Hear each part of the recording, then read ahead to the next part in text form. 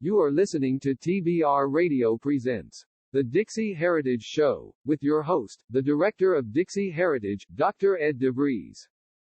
We're honored to have on today's show the attorney Lin Wood. Of course, you know Lin Wood as having been the attorney for Richard Jewell in that case that Clint Eastwood made the Richard Jewell movie. And then more recently, the Covington kids who were assaulted and accosted for having wore their Donald Trump hats while they were in our nation's capital as tourists. And he, of course, got a settlement for them, I believe, from, was it Newsweek or the Washington Times, one of those big newspapers. And so he's going to be on the show today talking to us about the lawsuits that he's filing in Georgia on behalf of President Trump. Well, thank you for giving me the opportunity. Well, tell us, if you will, exactly what is this lawsuit or lawsuits that you're filing in on behalf of the president? What is it that you're hoping to achieve? What kind of a ruling do you anticipate getting? And maybe even, is there a timeline in which you expect to get the ruling? The lawsuit I filed was against the Secretary of State and other appropriate defendants, and it stems out of a March 2020 consent settlement that the Secretary of State entered into with in litigation with the Democratic Party. The Democratic Party was represented by Perkins Coie. You might also call Perkins Coie the Hillary Clinton law firm. But that consent agreement made substantive changes in the absentee voting rules. You can't do that. Mm-hmm. Only the state legislature is permitted to make a change in a federal election conducted in the state. That's been strongly suggested and will be upheld eventually by Justice Alito in Pennsylvania, even recently by a judge in California where they tried the same thing with the governor. So they changed the rules under the guise of COVID to try to increase the ability of people to vote by mail. And as a result, you've got fraud of a massive amount through the mail votes, and you've also got fraud in your computer voting machines. So what happened this time is Trump won by such a large margin that they had to go out and get these mail votes in the middle of the night to try to carry some of the key states. Mm-hmm. But in Georgia, the election is void and unlawful. It's going to work through the court system unless the state legislatures take action in advance of the courts. Because the election is void, there's going to have to be a new election. They can't do it for the president. They're going to have to do it through the Electoral College. But every down ballot contest is going to have to be redone. There's not going to be a runoff. There's going to have to be a new election. As I understand it, there are several members of the Georgia General Assembly, which is the state's legislature, that are wanting to do their jobs, and they're wanting to remedy this, and they're calling for a special session so that they can come together and do what they need to do. But for that to happen under Georgia law, the governor himself has to call the special session. And yet the Republican governor of Georgia is nowhere to be found. The governor is nowhere to be found because the governor of this state, and I don't say things lightly because I do a lot of defamation work since the Richard Jewell case. So I don't like people making false accusations about someone else. The governor of the state of Georgia is corrupt. The lieutenant governor, I don't know about, but he certainly has been quiet, and he certainly, the only time he spoke out, he said there was no evidence of fraud. Talk to the people in the state of Georgia. That's a lie. Raffensperger is corrupt. You can always follow the money, and there's a lot of money that went down when the Dominion voting system was purchased by the state of Georgia in 2019. Follow the money. There was also a lot of money that went down when Governor Kemp bought COVID supplies, masks, gowns, and COVID test kits from China. Follow the money. There's also an interesting money trail before he appointed Kelly Loeffler as senator and after her appointment. Follow the money. The governor of the state of Georgia is corrupt. He's compromised by China money. And that's why you don't hear him out there fighting for the people of this state right now who are going to be outraged, and they already are, because they know that Trump won this state by a landslide. He won the country by a landslide. may have won all 50 states. And they're trying to steal our government because they're going to change our government. You're going to wake up in a few months and you're not going to have the United States flag over the White House. It might be the China flag. This is their effort to overthrow our government. So you believe that the president won Georgia in a landslide? You believe that he won several other states, possibly even all 50 states?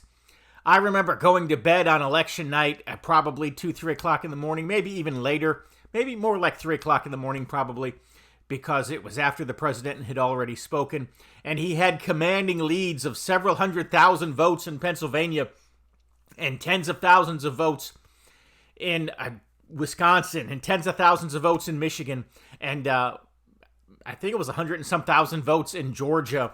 And he just had commanding leads in all of the swing states and all of the states that are controversially in play right now. So how is it that between, say, 3 o'clock in the morning and 8 o'clock in the morning, millions of magic ballots just appear? They changed. Georgia, they had algorithms planned in for what they thought they would need in terms of the votes. Those were baked in the computer voting system that affects the vote tallies, all of which run through a company called Seidel and then Clarity, who reports them.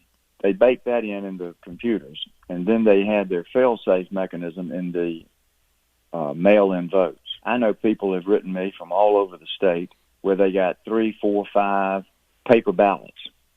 The Secretary of State should have sent one for each member of the voting roll. The Secretary of State didn't send them. They were sent out of a company in Arizona. Why would that be the case? So you had people that were now, I could sit down and I could get a paper ballot. I could sign my name for the request and my name on the ballot. Then I can take 50 more paper ballots, sign someone else's name for the request, sign somebody else's name, the same person's, for the ballot, the vote. The signatures are going to match. But it's not an actual voter that's signing either one of them. Mm-hmm. Now in this recount, they're counting in the illegal votes. They don't even have, and they're not looking at the signatures on the request. They claim they don't need to look at the letters where they came from, where they're postmarked. They're just counting the actual vote. They're going to recount the same fraud that came up in the initial election. Somebody's got it. If you wanted to go the hard route, you'd have to do an audit to parse out the legal from the illegal. You would find them. That's why they're trying to rush through under the guise of, we're going to do an audit, canvass, and recount. They're just doing a recount. Secretary of State's lying to you.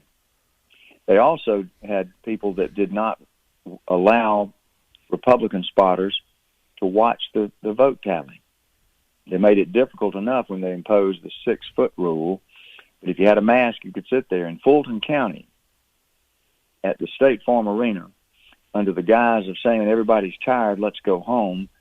The Republican spotters went home at 10 or 10:30. The counters came back and they counted votes for 3 hours. Thousands of votes could have been changed and miscounted during that 3 hours in Fulton County alone. They claimed that it was a water main break. Find out what happened. You're going to find that there was a urinal that overflowed in the arena that morning that was fixed within an hour. The citizens of Georgia are being lied to. They're being lied to by their governor. They're being lied to by their Secretary of State, maybe others. But there's been a big move to disregard what happened to the presidential election and focus on the runoff. You're not going to win that runoff because people that voted for Donald Trump know that something was done wrong. They're not going to bother to go be fooled again and vote in that runoff. And it's not going to be a runoff. It's going to be an entire down ballot revote. Your web browser and type in www.barnesreview.org and discover the Barnes Review magazine. In the Barnes Review, you will read vignettes of man, from the prehistoric to the very recent, from forgotten races and civilizations to first-person accounts of World War II and the late Cold War. There is no more interesting magazine published today, nor a more significant and important subject than real history. So visit www.barnesreview.org and subscribe to the Barnes Review. You can subscribe to receive the Barnes Review magazine in its print form, or in convenient electronic delivery. Our host has been a subscriber to both formats for years. So visit www.barnesreview.org and subscribe to the Barnes Review. So you're telling us that a judge is just going to toss the whole election in Georgia and say nobody's vote counts, have to do it all over again. And I believe that that's the right thing. I'm not arguing the integrity of that. I believe that that would be the right thing to do because the previously held election was an absolute fraud. But for some reason, I just find it hard to believe that a judge is capable of doing the right thing, especially when it would take such a monumental act to do so. But let's just assume for a second that a judge does just that, that, righteousness prevails in this situation, and that there's a judge that tosses out the whole election in Georgia. The whole thing has to be done all over again, not just a runoff in a few close races, but literally every down ballot race from the president has to be reballoted, has to be revoted on. What happens in the presidential election? How does that get resolved? The presidential is covered by the 12th Amendment, so that the state legislature will actually make the decision on the electors and who the electors will vote for. So the presidential election can be decided in a constitutional framework by the state legislature. Every other down ballot vote's got to be redone. They ought to go in and do what we used to do. You ought to go in and vote on a paper ballot, sign it, and that's it. Don't run it through a computer system where a seventh grader can hack it. It can certainly be hacked by people that are experts in this area, that are in the business of selling elections, starting out of Venezuela. Several different countries have had it happen. They used the system in 2012 with Obama and Biden in Florida. They used it in 2016, but they didn't have the mail ballots, and Hillary Clinton probably did not win the popular vote in 2016. They used it in 2018 to carry the House illegally, and then they went for the big one in 2020 because they got to take Donald Trump out. Donald Trump won in every state, I believe, a massive landslide win. And if they think they're going to get away with it, they're not. What's going to happen is the people in this country are going to rise up because they know that it's been done wrong. They know they've been cheated. They're not going to sit for it. They're not going to stand for it. They ought to be knocking on the door of the governor's mansion. If they can find where this fellow Raffensperger lives, they ought to be knocking on his door. These people are dirty, they're corrupt, and they're trying to steal our election, and they're caught because they can't do otherwise because they're compromised, and so they're not going to buck China. Okay, so let's get to the heart of this matter here, because the president has filed a number of lawsuits all across America, and they don't seem to be gaining traction, and sooner or later there has to be a big win. Is this going to be the big win? We're going to obviously move for an expedited review at the trial court level in the Northern District of Georgia. I believe that the court will rule correctly because the law is black letter clear. Only the state legislature can change the rules. Now, I'm sure they'll try to appeal that, or if we lose it, we'll appeal it. The 11th Circuit will say you can't do it. If necessary, the Supreme Court will say you can't do it. It's got to be done by the legislature. So the Georgia election is going to be thrown out. I am 100% sure of that, and as a lawyer, I rarely say 100%. Lawyers like to hedge their bets. This one is a slam dunk. So the state of Georgia, the citizens can decide whether they want to be put to the expense of what's going to amount to frivolous litigation by the Secretary of State to use their tax dollars to try to defend a clearly unlawful election because he wants to cover his rear end because he's dirty. I hate to say that about somebody, but it's true, and I don't mind speaking the truth. I'll guarantee you that Brad Raffensperger and Brian Kemp would never sue me for defamation because they know I could prove that what I'm saying is true. So then the court tosses out the entire Georgia election, and the presidential portion of that election goes to the General Assembly, and they appoint electors who will go to the Electoral College, and they will vote for President Donald Trump to be reelected.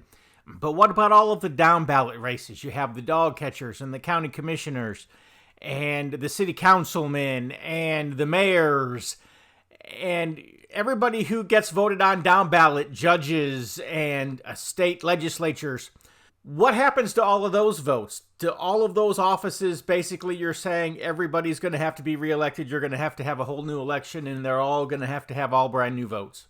That's what you're hearing, and that's what will have to be done. And I believe, even though I will tell you straight up, I supported Doug Collins, I believe that in a fair vote, Doug Collins won well over 50%. You're not going to need a runoff after when you get a legitimate election in the state. All the polls had Biden up 10 points. Those polls were lies, so that you would accept the idea that, oh my gosh, Biden won because nobody likes Trump. This country voted overwhelming for Donald Trump. Extra, read all about it. If you're like me, and I'll bet you are, you like to be on the cutting edge of honest news and accurate information. 26 times a year, the American Free Press newspaper can be delivered to your door, packed with the kind of uncensored news that I know you're going to appreciate. If you're ever dissatisfied with your subscription to the American Free Press, their guarantee is that you just drop them an email and they will gladly refund the unused portion of your subscription. So what are you waiting for? Visit www.americanfreepress.net. Once again, www.americanfreepress.net. And find out about the American Free Press. Do it today. Extra, read all about it. You win this lawsuit. Trump picks up 16 electoral votes from the state of Georgia. That is still not enough to bring him to 270. You're going to have to do this in 2 or 3 other states and succeed in order for him to win the Electoral College. Do you have the plan to do that? I've only filed in Georgia because I filed with standing as a Georgia voter who voted in person. So I had to go through an authentication proceeding that was more stringent than the absentee ballot procedure set up by Raffensperger. Mm-hmm. That's a violation of my equal protection. Mm-hmm.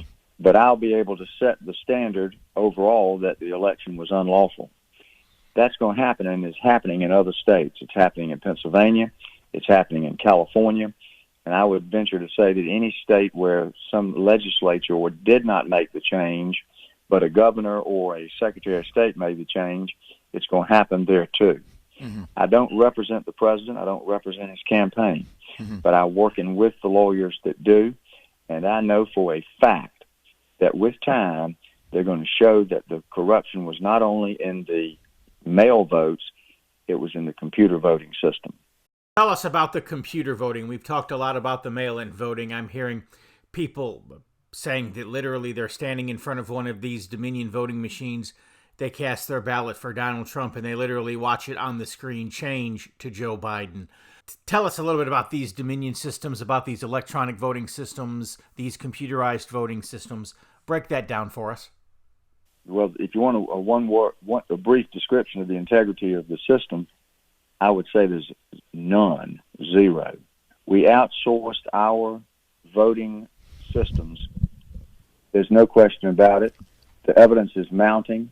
We've got sworn affidavits. We've got video sworn statements. It originated out of Venezuela, and then it worked its way over to servers in Frankfurt and Barcelona, where a company called Cytel was involved, reporting through a software system developed by them, where they changed the votes. Cytel was bankrupted in May of 20, even though it's made up of very, very wealthy owners.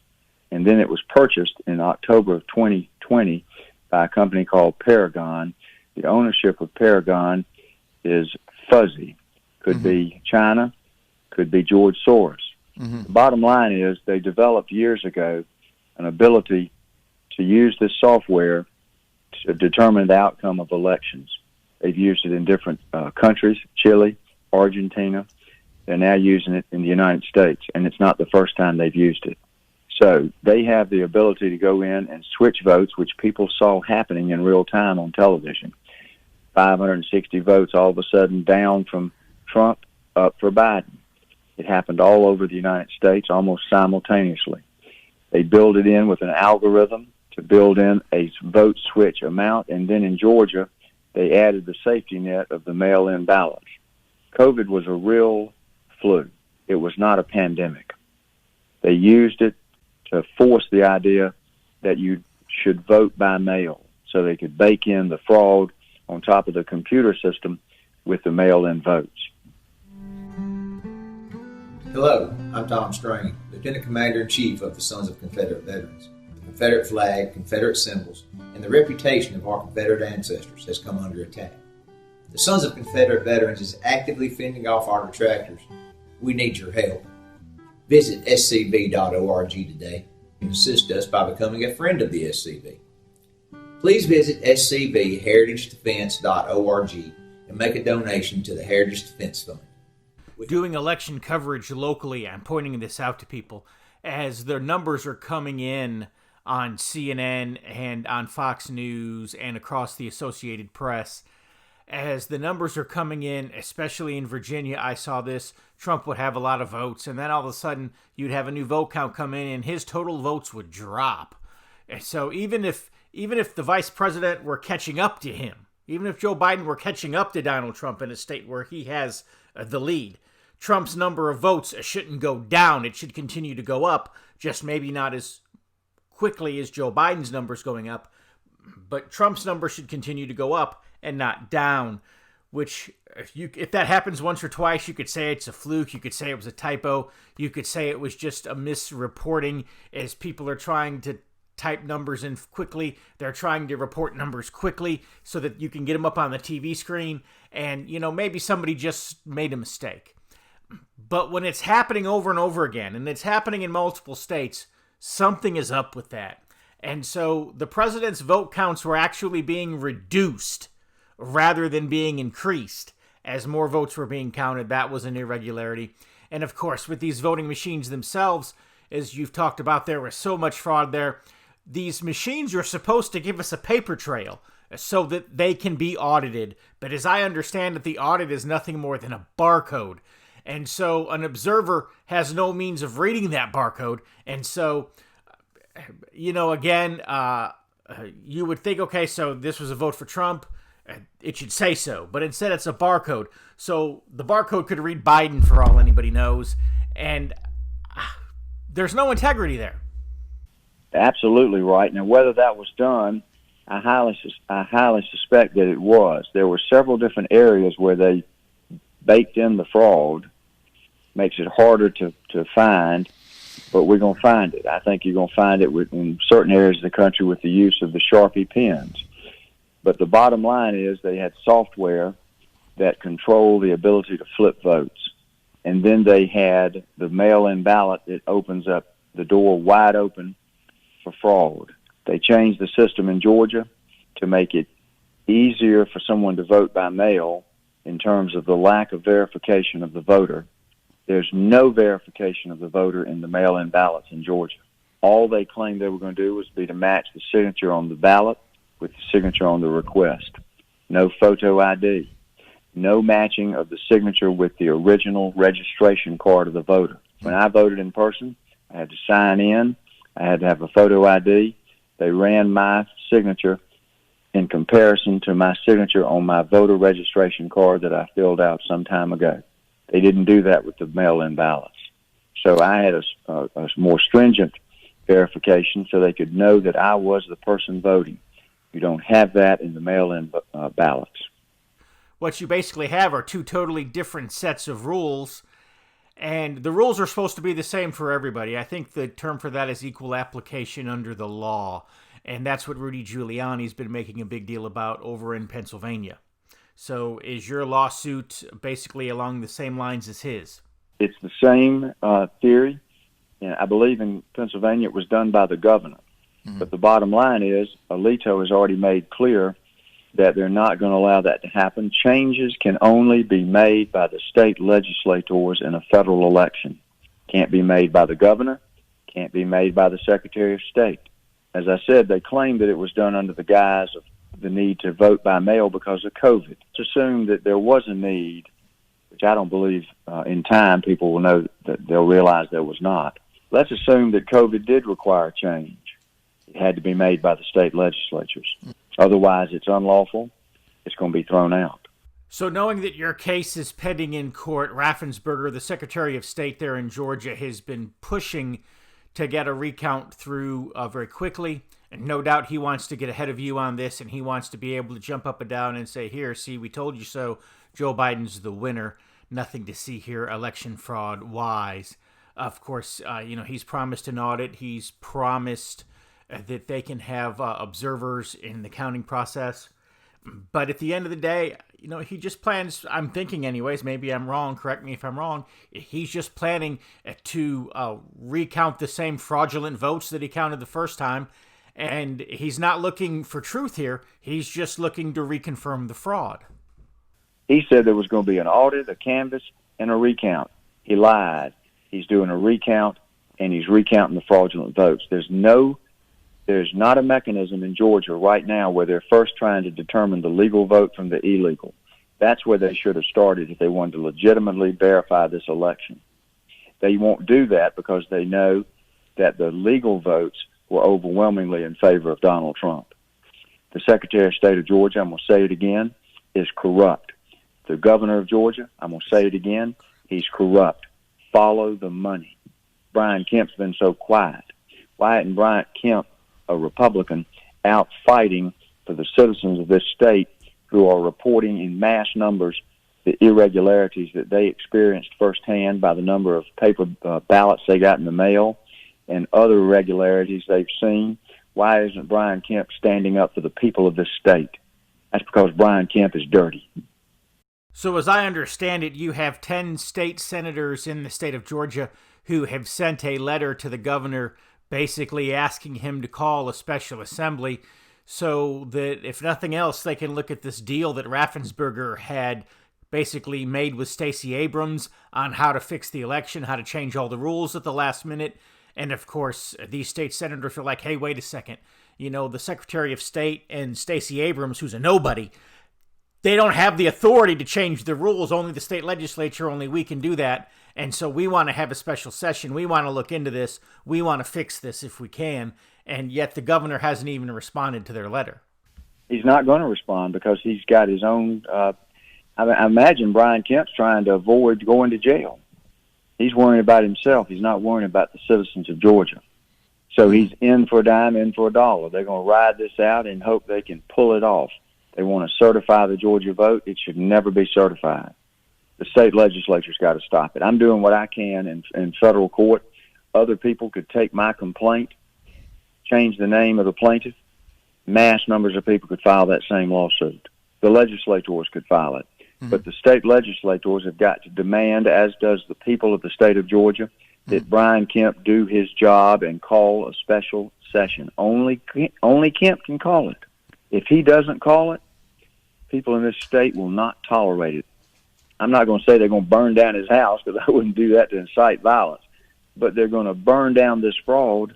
They're not going to sit back idly and have an election stolen from the people. So people have got to get on the phones. They got to get on their emails.